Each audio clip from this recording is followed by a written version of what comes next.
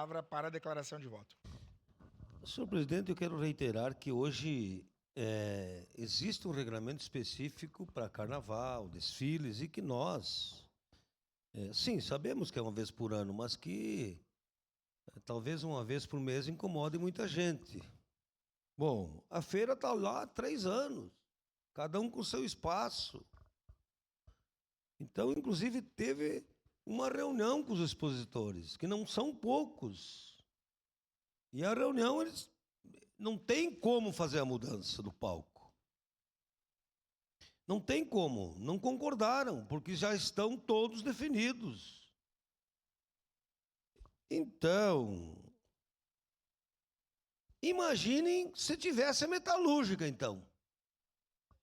Imagine se tivesse uma prensa o dia inteiro ali, aqueles prédios novos ali. E depois com o mercado público. Nós vamos querer show dentro do mercado público.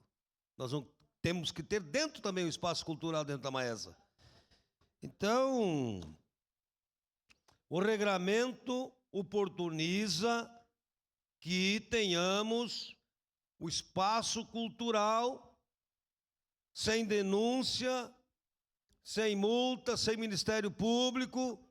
Claro, nós também precisamos cuidar muito na questão do limite dos decibéis, que eu acho que isso, quem coordena a feira pode também olhar com mais atenção. Agora, 8 escolas desfilando, reclamação? Claro que vai fazer barulho. Então, voto sim, vamos regrar e vamos oportunizar nossos artistas, que talvez seja a única forma de mostrar ali seu talento. Quantos artistas nós temos na cidade? Dança, capoeira, música, teatro, tantas coisas boas que a cidade precisa ser mostrada. E ali é o espaço de todos. Então, vamos aprovar com certeza, e eu voto sim, senhor presidente. Obrigado, vereador D'Ambrosio.